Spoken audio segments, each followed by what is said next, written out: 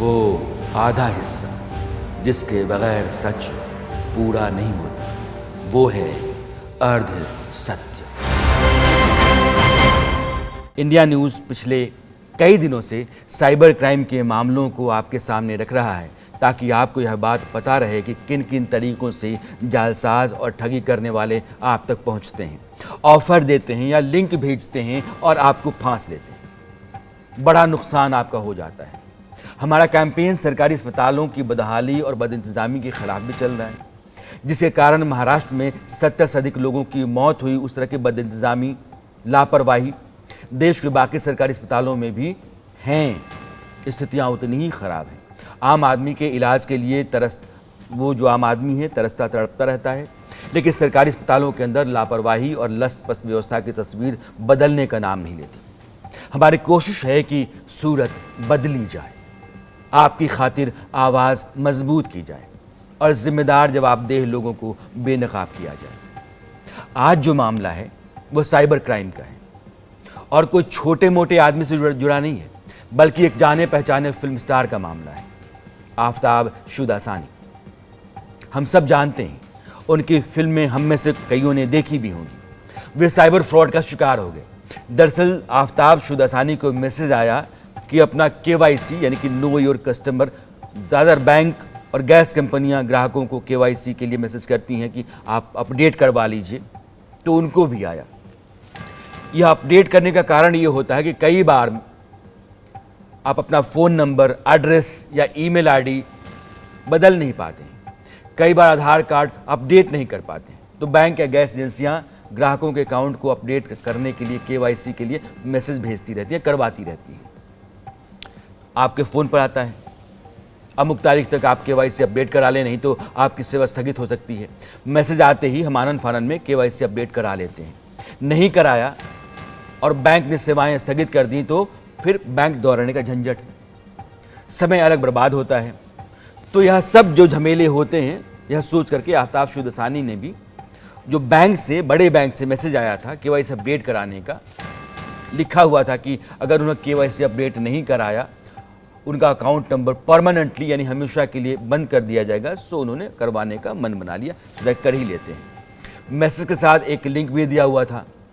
आफ्ताब ने KYC update कर दिया। लिंक में बताए गए तरीकों से उन्होंने पूरी KYC फॉर्म को भर दिया और ऐसा जैसे ही उन्होंने किया उसके बाद 1.5 लाख रुपए उनके अकाउंट से रफू हो गए। साइबर ठगों ने उनके अकाउंट से 1.5 लाख रुपए उड़ा लिए।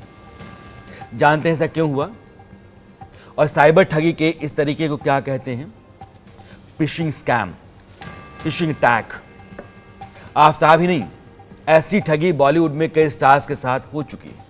हाल ही में अभिनेता जैकी श्रॉफ की पत्नी आयशा श्रॉफ ने भी पुलिस में ठगी की रिपोर्ट दर्ज करवाई थी।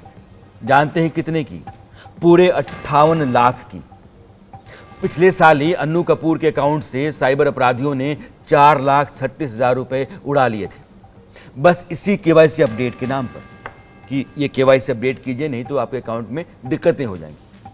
अन्नू कपूर से भी KYC अपडेट कराने के बहाने ठगों ने उनके बैंक का पूरा डिटेल्स लिया, फिर उन्हें OTP भेजने को कहा।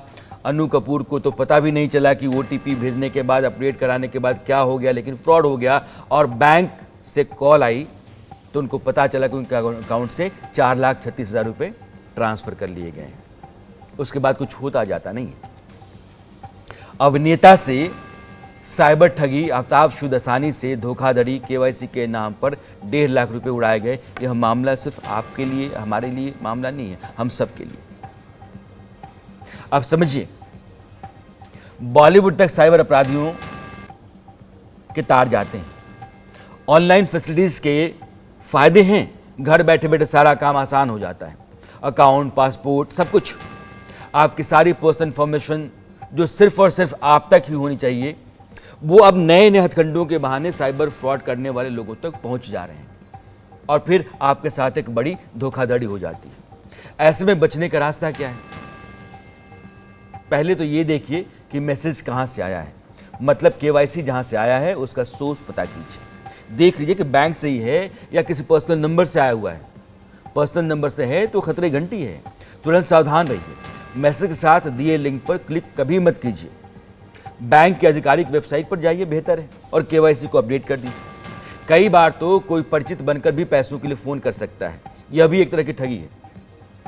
आप नहीं फंसे इसलिए पता करके देख लीजिए कि फ़ोन करने वाला आपका परिचित तो ये नहीं सही तरीके से, क्योंकि आर्टिफिशियल इंटेलिजेंस आने के बाद से मेरी ही आवाज़ आपको कोई और मोबाइल से आएगी और मेरी ही आवाज़ होगी।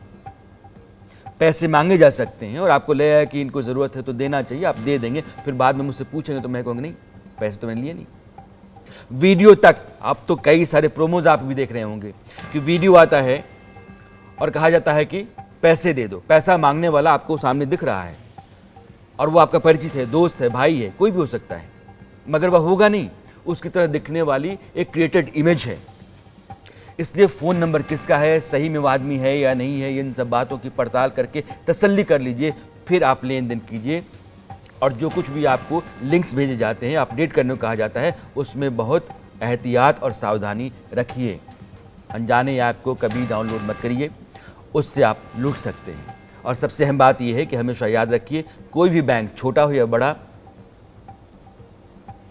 सरकारी या गैर सरकारी, केवाईसी के साथ लिंक नहीं भेजता है। इसलिए आप ये फिशिंग स्कैम जिस तरीके से होते हैं उससे बचिए। हम बार बार आपसे जुड़ते रहेंगे इस मामले को लेकर के और बताते रहेंगे कि इन सब जो फ्रॉड करने वाले लोग हैं उनसे आप दूर कैसे रहें, बचे कैसे रहें। अरसत में आज इतना ही, वक्त हो चला है आपसे विदा लेने का। कल फिर मुलाकात होती है, तब तक के लिए नमस्कार। वो आधा हिस्सा जिसके बगैर सच पूरा नहीं होता, वो है अर्ध सत्य।